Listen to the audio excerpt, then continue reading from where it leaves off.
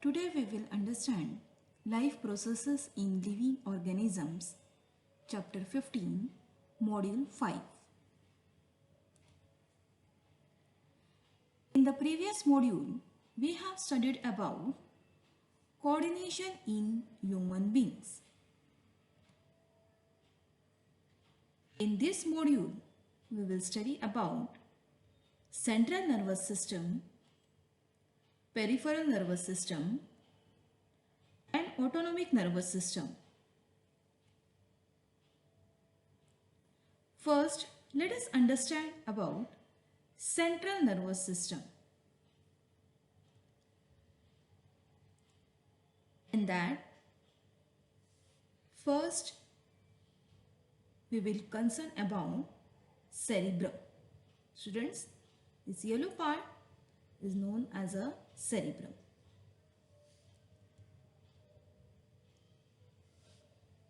Cerebrum is the largest part of our brain and consists of two cerebral hemispheres.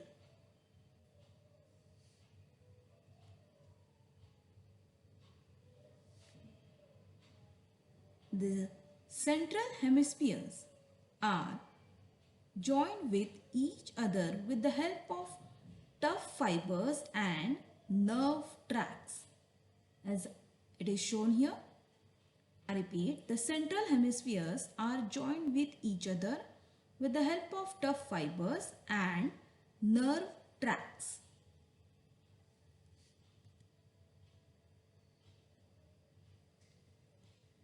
The cerebrum occupies 2/3 of the brain. I repeat, the cerebrum occupies 2/3 of the brain. Hence, it is also called the large brain. Students, its surface has deep irregular ridges and grooves which are called convolutions. I repeat, its surface has deep irregular ridges and grooves which are called convolutions.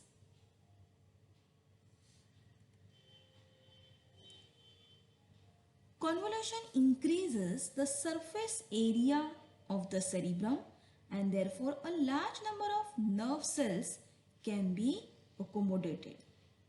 I repeat, convolutions increases the surface area of the cerebrum and therefore a large number of nerve cells can be accommodated.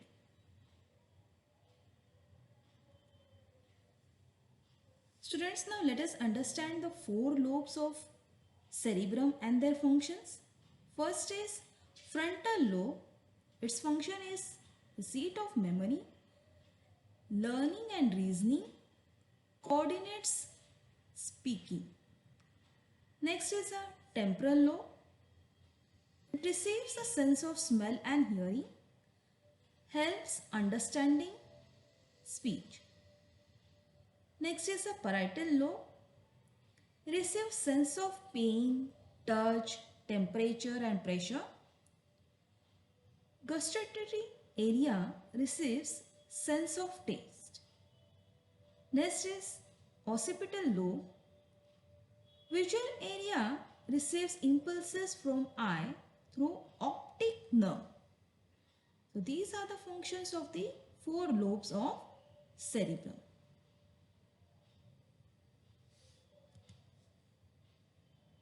Students, now let us understand about cerebellum.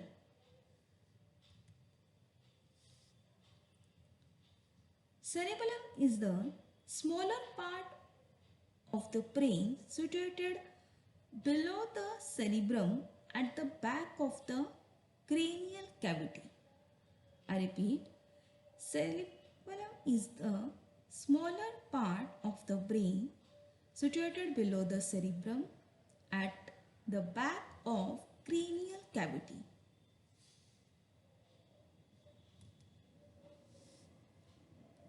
Its surface shows shallow grooves instead of deep convolutions. I repeat, its surface shows shallow grooves instead of deep convolutions. Students, the cerebellum or little brain is the second largest part of the brain and lies inferior to the brain and posterior to the brainstem. It is separated from the cerebrum by the transverse fissure, that is in which the flux cerebelli is located.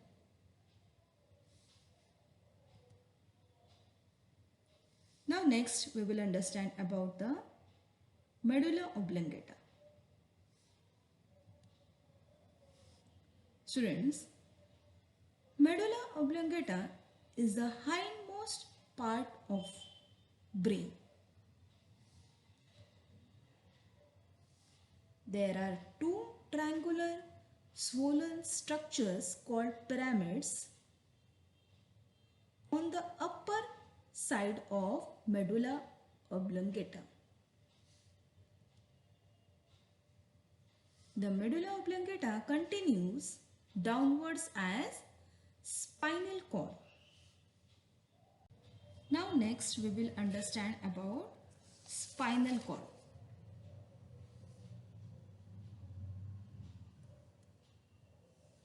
Students, the spinal cord is a part of the central nervous system and it is held within the vertebral column. I repeat, the spinal cord is a part of the central nervous system and it is held within the vertebral column.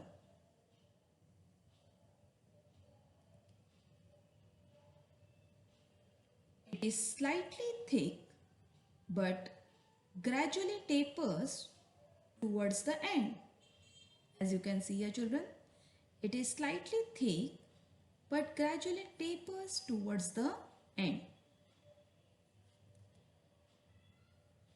There is a thread-like fibrous structure at its end.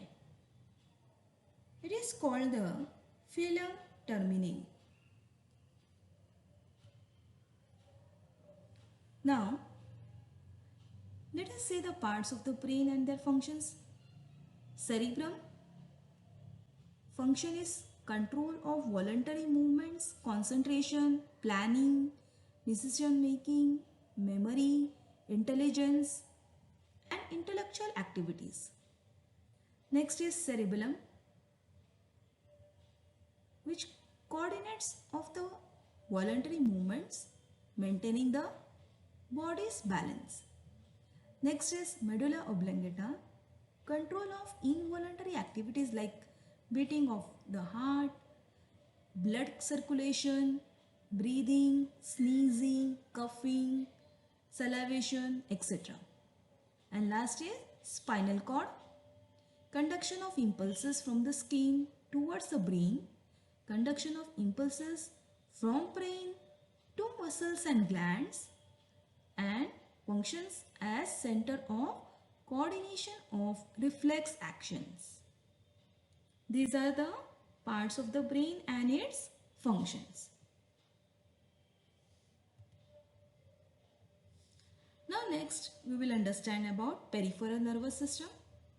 Students, the peripheral nervous system consists of nerves originating from the central nervous system. These nerves connect the central nervous system with all parts of the body. So in that, first we will understand about the cranial nerves.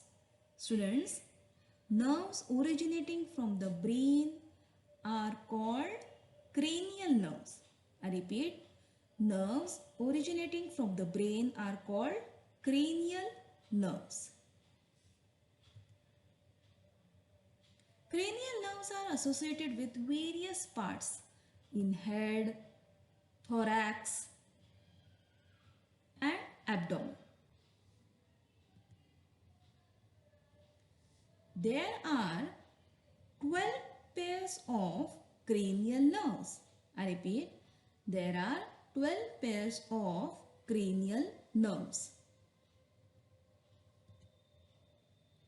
Now next let us understand about the spinal nerves. Nerves originating from spinal cord are called spinal nerves. I repeat, nerves originating from the spinal cord are called spinal nerves.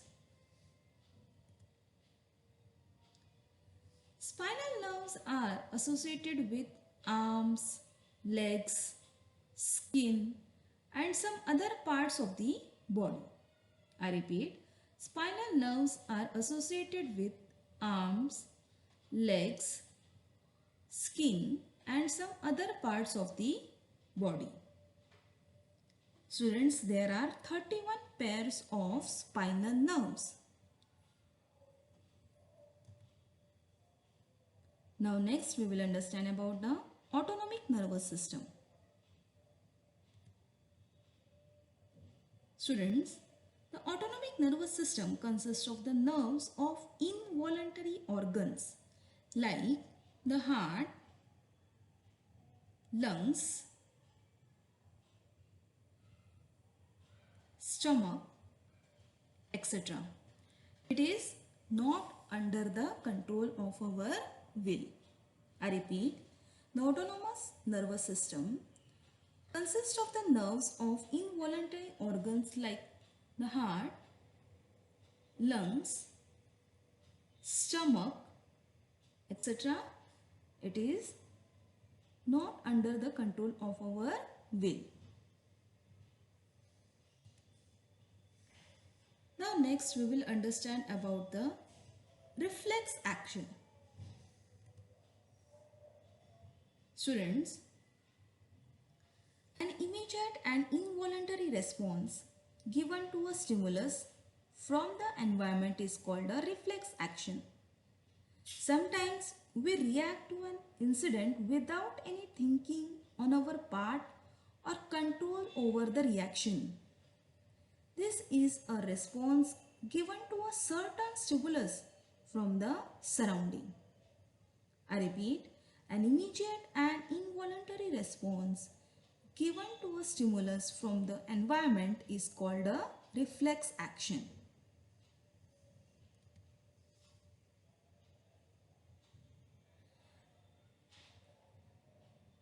Students, proper control and coordination is achieved even without intervention of the brain.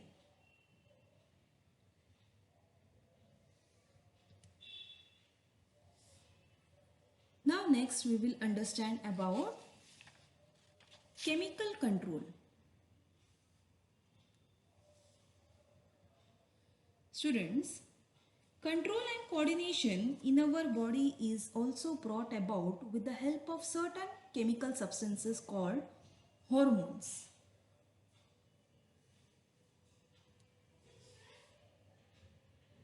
Hormones are secreted by endocrine glands. These glands are also called ductless glands. These glands do not have any arrangement of their own to carry their secretions. Hence, as soon as hormones are produced, they are directly released into the blood circulation.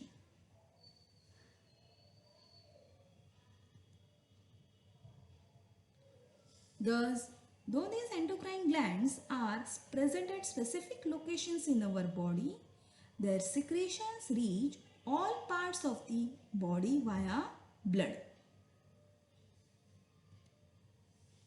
Students, endocrine glands along with the nervous system are responsible for the control and coordination in our body. I repeat, endocrine glands along with the nervous system are responsible for the control and coordination in our body. These two systems help each other to control and integrate the various activities of the body. Students, a marked difference between these two systems is that nerve impulses are fast but short-lived, whereas the action of hormones is very slow but long-lasting.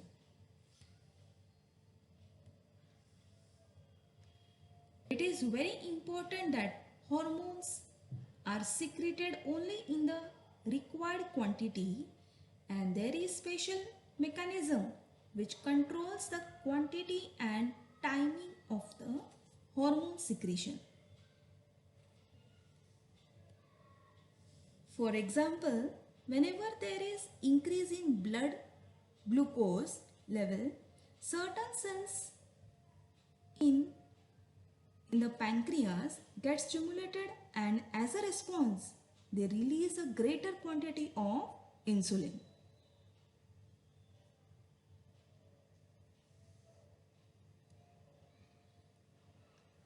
Now let us understand some endocrine glands, their location and important functions.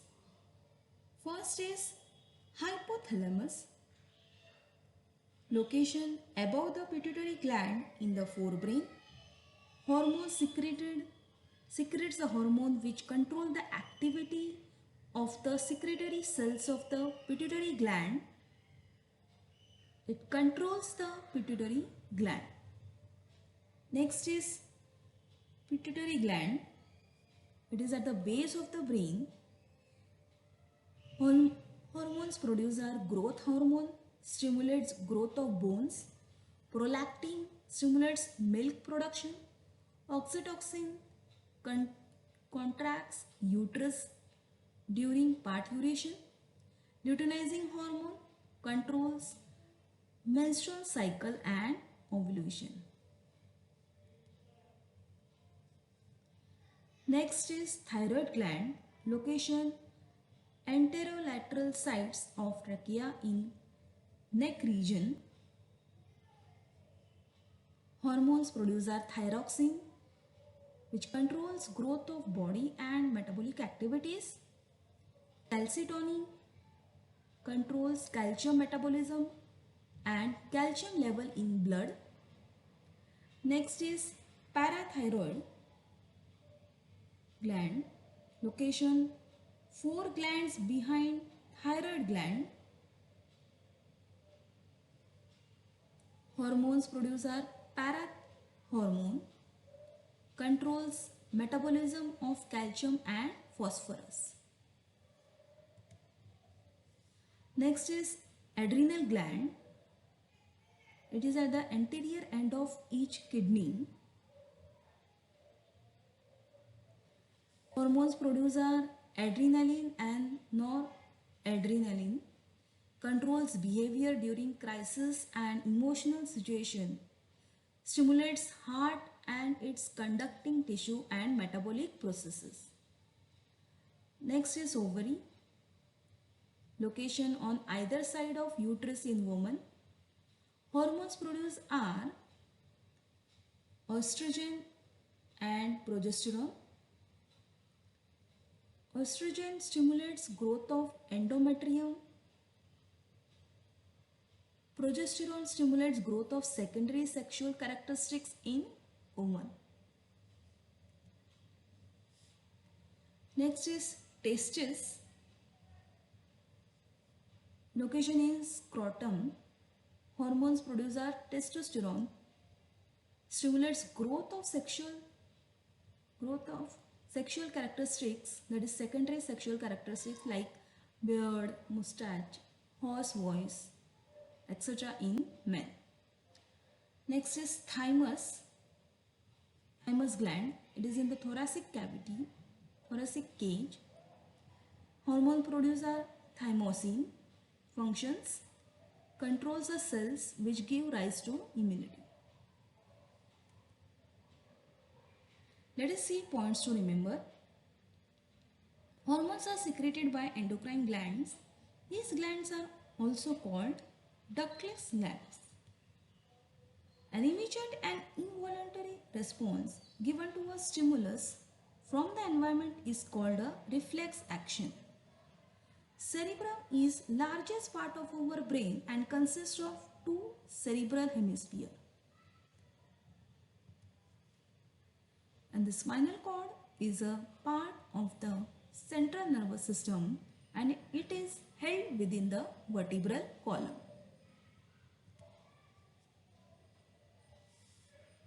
There is a short homework for you. First question is explain chemical coordination in human beings. Name the hormones secreted by pituitary gland. What are the functions of adrenal glands? And draw a neat and label diagram of human endocrine glands.